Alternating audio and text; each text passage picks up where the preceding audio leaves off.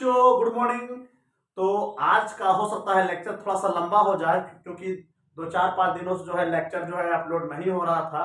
ठीक है, तो आप लोग जो है पूरा बने रहिए। ठीक है, और इसके जैसे ही टॉपिक खत्म होगा, इसी वीडियो में टॉपिक खत्म होने के बाद उसका फोटो जो है ना, उसका फोटो जो है स्क्रीन पर आ जाएगा। आप उसको पॉज करके उतार लीजिएगा। चलिए देखिए, तो पिछला वाला क्लास में हमने स्टडी कर लिया था प्रथम कोटि की अभिक्रिया के बारे में, ये फर्स्ट ऑर्डर रिएक्शन के बारे में। उस पर न्यूमेरिकल भी कुछ छोटे मोटे हो चुके हैं। ठीक है, देखिए अब यहाँ पर हम ग्राफ के बारे में स्टडी करने जा रहे हैं। ओके, ठीक है, देखिए हम लोग जानते हैं किसी भी रासायनिक अभिक्रिया का जो दर होता है आर जो होता है अभिकारक के सांद्रता के समानुपाती होता है। ठीक है, तो समानुपाती होता है, तो जैसे ही समानुपाती का चिन्ह हटेगा तो एक कांस्टेंट आएगा, और वो कांस्टेंट क्या होता है, के होता है। और हम लोग जानते हैं यहाँ पर जो दर है वो डी ए बटा डी टी होता है। अब यहाँ पर क्या होगा, आप क्या कीजिए, उस ए को नीचे ले चलाइए, ई तरफ ले चलाइए, उस ए को ई तरफ ले चलाइए और उसको ई तरफ मल्टीप्लाई कर दीजिए। मतलब ये वाला वहां गया, ये वाला यहाँ चला गया। ठीक है, अब क्या होगा, दोनों तरफ क्या कीजिए, इंटीग्रेशन का चिन्ह लगाइए। जब टाइम 0 था तो इनिशियल कॉन्सेंट्रेशन ए नोट, जब टाइम टी हो गया तो उसका कॉन्सेंट्रेशन कितना हो गया, ए हो गया। चलिए अब कीजिए इसका इंटीग्रेशन। इसका इंटीग्रेशन करने के लिए आप लोगों को हमने बताया था, ठीक है, क्या होगा, माइनस एल एन ए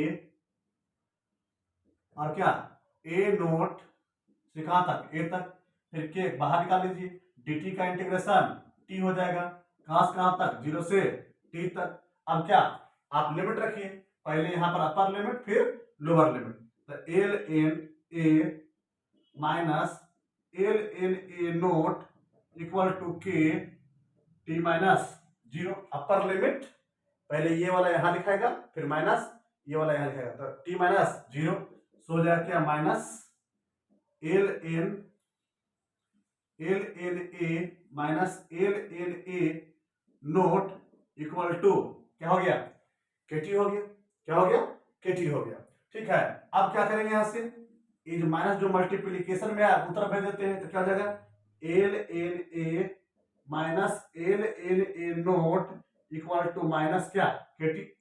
अब क्या होगा यहाँ पर, log M minus log N, log M minus log N, तो क्या होगा, लॉग एम बटा N equal to minus KT, minus KT. अब क्या, एंटी लॉग लेने पर, एंटी लॉग लेने पर, ठीक है, जैसे ही एंटी लॉग लेंगे हम लोग तो क्या होगा, लॉग खत्म हो जाएगा। तो उस कंडीशन में क्या होगा, यहाँ पर ए बटा A naught equal to E to the power minus KT हो जाएगा। कैसे हुआ, मैथमेटिक्स वाला सर आप लोगों को बताया था, ठीक बताएंगे, ठीक ना। तो क्या हो गया, यहाँ पर एंटी लॉग लेने पर कुछ ऐसा हो जाता है। तो यहां से क्या हो गया, यहां से हमारे पास ए का जो फॉर्मूला बन के आ गया, वो ए का फॉर्मूला हो गया ए नोट ई पर पावर माइनस केटी। क्या हो गया, ए बराबर हो गया ए नोट ई पर पावर माइनस केटी। यहाँ ए क्या है, टी समय के बाद बचा हुआ सांद्रता, ए नोट क्या है,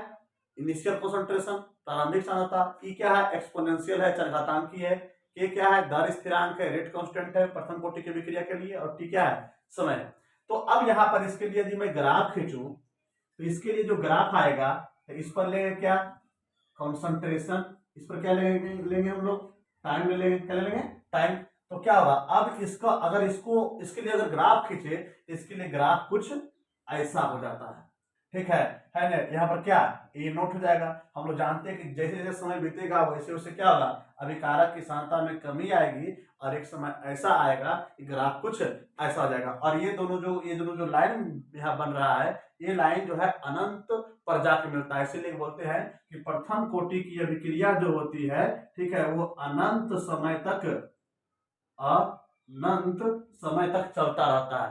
ठीक है, अनंत समय तक चलता रहता है। प्रथम कोटि की जो भी फर्स्ट ऑर्डर जो रिएक्शन होता है अनंत समय तक चलता रहता है, क्योंकि इसके लिए ग्राफ कुछ ऐसा होता है। ठीक है, तो एक ग्राफ तो आपको ही मिल जाएगा। अच्छा, कभी कभी पूछा जाता है कि प्रथम कोटि की अभिक्रिया जो होता है, फर्स्ट ऑर्डर जो रिएक्शन होता है, ये कितने समय तक चलता है, 1 घंटा 2 घंटा 5 घंटा, अनंत समय तक। तो इसका आंसर क्या जाएगा, अनंत समय तक जो है यह रिएक्शन चलता रहेगा। ठीक है। और जितने भी न्यूक्लियर रिएक्शन होते हैं, जितने भी नाभिकीय अभिक्रिया होते हैं ना बाबू लोग, ठीक है, वो अनंत समय तक चलता रहता है। क्यों? क्योंकि वह प्रथम कोटि की अभिक्रिया होता है। प्रथम कोटि की अभिक्रिया तक कभी भी समाप्त नहीं होता है। तो ये तो ग्राफ आप लोगों ने देख लिया क्या कि ए बराबर हो गया ए नॉट ई पर पावर माइनस केटी, तो उसके लिए ग्राफ कुछ ऐसा बन जाएगा। ठीक है, अब इसके लिए एक ग्राफ और देखने को मिलता है, तो उसके बारे में मैं चर्चा कर लेता हूं। ठीक है, तो ये सारा कुछ जो है आपको लिखा लिखाया मिल जाएगा। ठीक है, देखिए अब इसी तरह से फिर से हमें ड्राइव करना पड़ेगा। अब ड्राइव करना पड़ेगा तो थोड़ा सा यहाँ से है ना तरीका थोड़ा सा चेंज हो जाएगा, यहां से थोड़ा सा तरीका चेंज हो जाएगा। तो देखिएगा अब क्या होने वाला है। यहाँ से आप क्या कीजिए, इसको इस माइनस को अंदर ठेल दीजिए, तो क्या हो जाएगा L N A naught minus L N A और इक्वल टू के टी। हम लोग जानते हैं कि लॉग एम बटा लॉग एन क्या होता है, log M minus log N क्या होता है, लॉग एम बटा क्या एन हो गया, इक्वल टू क्या हो गया, यहाँ से के टी हो गया। अब यहां से हम क्या करेंगे, अब यहां से हम लोग क्या करेंगे, अब यहां से हम लोग क्या करेंगे, ठीक है, थोड़ा सा मिस्टेक है, थोड़ा सा, ठीक है, यहां तक ये चीज हो गया है ना। चलिए यहां से डाउन पड़ेगा। ठीक है, चलिए यहां तक तो आ ही गए हैं। ठीक है, तो अब इस माइनस को आप क्या कीजिए, अब इस माइनस को आप क्या कीजिए, उत्तर भेज दीजिए। जब इस माइनस को उत्तर भेजिएगा, थोड़ा सा एक स्टेप बढ़ाते हैं, L N A minus L N A naught equal to क्या, इक्वल टू क्या, के टी हो गया। अब क्या करेंगे, यहां से माइनस माइनस माइनस को उत्तर भेज दीजिए। यहाँ मल्टीप्लीकेशन में तो डिवीजन में जाएगा, जब डिवीजन में जाएगा तो नीचे तो रहेगा नहीं, ऊपर चल जाएगा। ठीक है, तो L N A minus L N A naught equal to क्या हो गया, केटी हो गया, क्या हो गया, केटी हो गया। अब यहां से एल एन ए बराबर क्या, माइनस के इंटू टी और क्या plus L N A naught. अब क्या कीजिए, आप लोग जानते हैं कि जिस तरह से 1 मीटर में होता है कितना, 100 सेंटीमीटर होता है ना, 1 मीटर में 100 सेंटीमीटर होता है। ठीक उसी तरह से अगर नेचुरल लॉ से वेस्टिन वाला बदलना होता है तो आपको जो है 2.303 से गुना करना पड़ेगा। ठीक है, तो कुछ ऐसा हो गया। ठीक है, तो 2.303 और क्या लॉग ए नोट हो गया।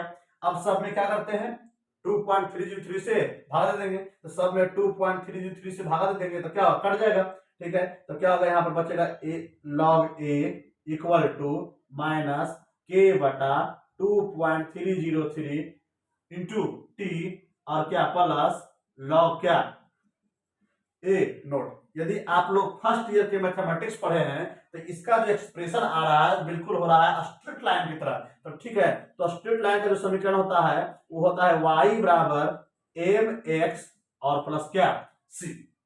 y का मान हो गया log a, m का मान हो गया ये, t का x का मान हो गया a और c का मान हो गया a। ठीक है, तो यदि इसके लिए मैं ग्राफ खींचूं तो ध्यान दीजिएगा, यहाँ पर ग्राफ खींचूं तो ध्यान दीजिएगा क्या है, y का मान तो log a है, तो क्या हो जाएगा यहाँ पर log a हो गया। t का मान क्या है, तो t का x का मान क्या है, तो t है।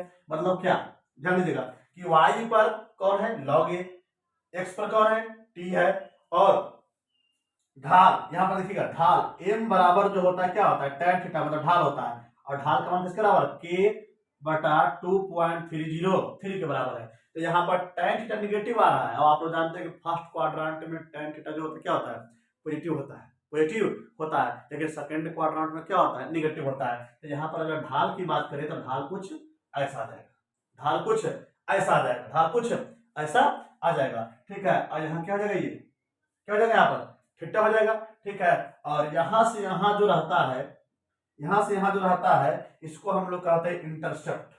क्या कहते हैं इसको हम लोग, इंटरसेप्ट कहते हैं। और इसका वैल्यू कितना हो रहा है, क्या हो रहा है, लॉग ए नोट के बराबर। ठीक है, तो y का वैल्यू हो गया लॉग ए, x का मतलब y पर हो गया लॉग ए, x पर हो गया टाइम। ठीक है, और m पर क्या हो गया, m तो हो गया क्या, m तो हो गया ढाल हो गया, m क्या हो गया, स्लोप हो गया, ढाल हो गया, जिसका वैल्यू क्या है माइनस के बटा 2.303 है, 2.303 है। माइनस रहने के कारण क्या हो गया, ग्राफ कुछ ऐसा गया है, अगर प्लस रहता तो ग्राफ कुछ ऐसा चला जाता। और सी क्या होता है, यहां से यहां तक के बीच की दूरी, मतलब इंटरसेप्ट हो गया, अंतःखंड हो गया। ठीक है, तो इस तरह से ग्राफ बनता है।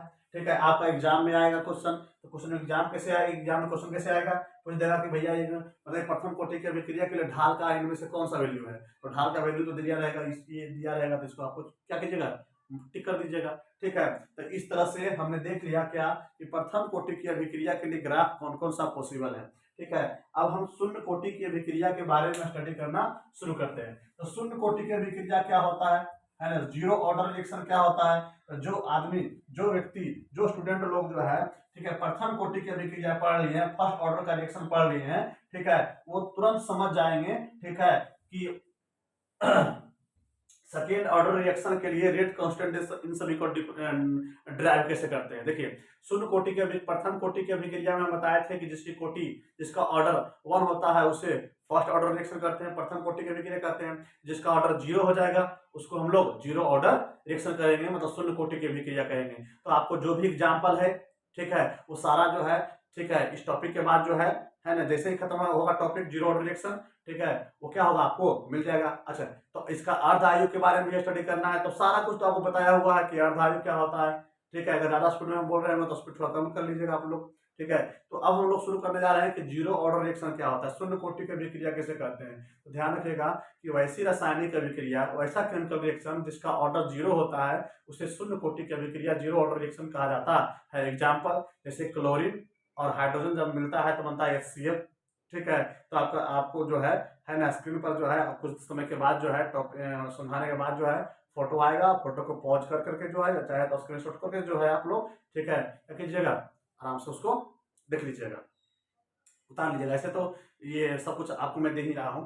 ठीक है, चलिए देखिए, अब शून्य कोटि की अभिक्रिया क्या होता है, तो वैसी रासायनिक अभिक्रिया जिसकी कोटि क्या हो, 0 हो, उसे शून्य कोटि की अभिक्रिया कहते हैं। जैसे एग्जाम्पल के तौर पर क्या हो गया कि H2 और Cl2 जब मिलेगा तो क्या बनेगा, 2HCl बनेगा।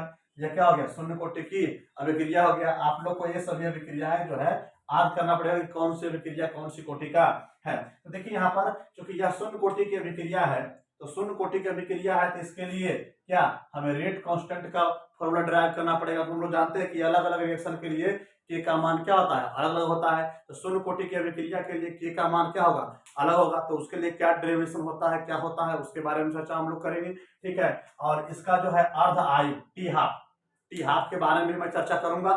ठीक है ना, इसके रेट कांस्टेंट और अर्ध आयु के बारे में चर्चा मैं करूंगा। ठीक है ना, तो देखिए, चलिए शुरू करते हैं। देखिए, चूंकि यह शून्य कोटि की अभिक्रिया है, चूंकि यह शून्य कोटि की अभिक्रिया है, इसलिए ठीक है, हम लोग जानते हैं अभिक्रिया कोटि कितना हो जाएगा इसका 0 हो जाएगा। अभिक्रिया कोटि कितना होगा यहाँ पर 0 हो जाएगा। ठीक है, तो चलिए, तो आप लोग देखिए यहाँ पर, ठीक है, तो शून्य कोटि की अभिक्रिया है, तो इसके लिए अभिक्रिया कोटि अगर 0 हो जाएगा तो ध्यान दिएगा थोड़ा सा। हम जानते हैं कि किसी भी रासायनिक अभिक्रिया का जो दर होता है, ठीक है, वो अभिकारक के सांद्रता के सीधा समानुपाती होता है। तो चूंकि यहाँ पर शून्य कोटि की अभिक्रिया है, चूंकि यहाँ पर शून्य कोटि की अभिक्रिया है, चूंकि यहाँ पर शून्य कोटि की अभिक्रिया है, इसलिए इस पर पावर क्या हो जाएगा, 0 हो जाएगा। और हम लोग जानते हैं कि समानुपाती का चिन्ह हटाएंगे, साइन हटाएंगे तो एक कांस्टेंट आएगा, और वहां पर कांस्टेंट क्या होता है, के होता है। तो क्या हो जाएगा यहाँ पर ए नोट ऐसा हो जाएगा, ए पर पावर नोट हो जाएगा। अब क्या करेंगे यहाँ पर, इसको यहाँ भेजिए, इसको यहाँ चलाइए, तो डी ए बाई क्या क्या क्या जाएगा, ए पर पावर 0, तो क्या के डी टी। और आप लोग जानते हैं, क्या जानते हैं कि यहाँ पर किसी भी संख्या का पावर 0 का मान कितना होता है, 1 होता है। तो क्या हो गया, के डी टी हो गया। अब क्या करेंगे यहाँ पर माइनस डी डी ए हो गया, क्या हो गया, डी ए हो गया। ठीक है, और क्या के डी टी हो गया। आप देख रहे हैं कि दोनों तरफ डी का साइन है, इसलिए क्या करना पड़ेगा, इंटीग्रेशन का चिन्ह लगाना पड़ेगा। जब टाइम 0 रहेगा तो इनिशियल कॉन्सेंट्रेशन ए नोट, जब टाइम टी हो जाएगा तो बचा हुआ सांद्रता कितना हो गया, ए हो गया। तो हम लोग जानते हैं कि डी ए है ना, डी एक्स का जो इंटीग्रेशन होता है वो एक्स होता है, डी टी का इंटीग्रेशन क्या होता है, टी होता है। ठीक उसी प्रकार से डी ए का इंटीग्रेशन क्या हो जाएगा, ए हो जाएगा, क्या हो जाएगा, ए हो जाएगा। और यहाँ पर क्या हो जाएगा, ए नोट अपर लिमिट ए हो गया माइनस। ठीक है, तो कांस्टेंट है, इसको बाहर निकाल दीजिए, टी का इंटीग्रेशन टी हो गया, जीरो से कहां तक, टी तक हो गया। अब क्या करेंगे यहाँ पर हम लोग लिमिट बैठाएंगे, तो upper limit minus lower limit, तो ए माइनस क्या ए नोट हो गया equal to K T minus क्या हो गया, 0 हो गया। अपर लिमिट मतलब यहाँ पर पहले अपर लिमिट, फिर माइनस जो इसी जगह पर ए लिखा है लोअर लिमिट, ठीक है। सो क्या होगा, इस माइनस को अंदर डाल दीजिए तो क्या आ जाएगा ए नोट माइनस क्या ए हो गया, ठीक है। क्या हो गया यहाँ पर टी हो गया। अगर यहाँ से के का मान निकाले तो क्या हो जाएगा यहाँ पर ए नोट माइनस ए और बाई क्या हो गया टी हो गया। तो के का जो फॉर्मूला बन के आ गया हमारे पास A naught minus A by T हो गया। ये किसके लिए हो गया, प्रथम सॉरी शून्य कोटि की अभिक्रिया के लिए। प्रथम कोटि की अभिक्रिया के लिए आपको बताया था हमने कि इसके लिए के का मान 2.303 बटा टी लॉग ए नोट बटा ए आता है। ठीक उसी प्रकार से, ठीक है, शून्य कोटि की अभिक्रिया के लिए के का मान कितना होगा ए नोट माइनस ए बटा टी आ जाएगा। अब यहाँ से मान लीजिए, ठीक है, कोई व्यक्ति जो है ए प्रारंभिक सांद्रता को ए मानता है, प्रारंभिक सांद्रता को ए मानेगा, तो उसमें से कुछ चला जाएगा, कुछ अभिकारक खत्म हो जाएगा उसकी सांद्रता, तो बचाव कितना होगा ए माइनस एक्स। तो यदि इस कंडीशन में ऐसे लिख चलेंगे तो के बराबर हो जाएगा क्या ए माइनस एक्स और वाई क्या टी हो जाएगा। इस कंडीशन में क्या बन के आएगा यहाँ पर के इक्वल टू ए माइनस ए और प्लस एक्स और वाई टी, इसी क्या कट जाएगा ना, इसलिए के बराबर कितना हो गया एक्स वाई टी हो गया, के बराबर हो गया एक्स वाई टी, ठीक है। एक्स क्या है, जितना अभिकारक खत्म हुआ है, टी क्या है, समय खत्म होने में जितना समय लग गया है ना। चलिए अब इसके लिए हम बात कर लेते हैं, किसके लिए, अब शून्य कोटि की अभिक्रिया की अर्ध आयु के बारे में चर्चा कर लेता हूं। शून्य कोटि की अभिक्रिया के अर्ध आयु के बारे में जब चर्चा करूंगा तो ध्यान दीजिए यहाँ पर देखिए, ठीक है। तो हम बताए थे कि अर्ध आयु क्या होता है, आधा अभिकारक की सांद्रता खत्म होने में जो समय लगता है उसी को हम लोग कहते हैं क्या, अर्ध आयु कहते हैं। तो देखिए, तो प्रारंभिक सांद्रता इसका ए नोट था, ठीक है, तो आधा तो खत्म हो गया, तो आधा जब खत्म हो गया तो बचा कितना, आधा बचा, आधा खत्म हो गया तो आधा बचा, ठीक है। तो हम लोग जानते हैं के इक्वल टू क्या होता है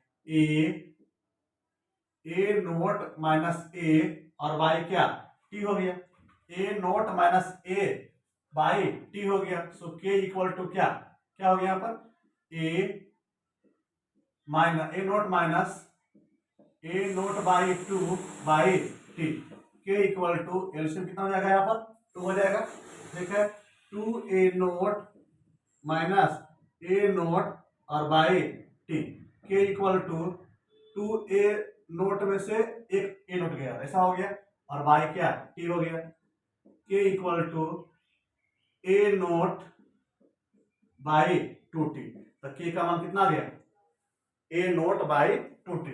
यदि ए नोट को ए मानता है कोई लोग तो के इक्वल टू क्या हो जाएगा, क्या हो जाएगा ए बाई 2t।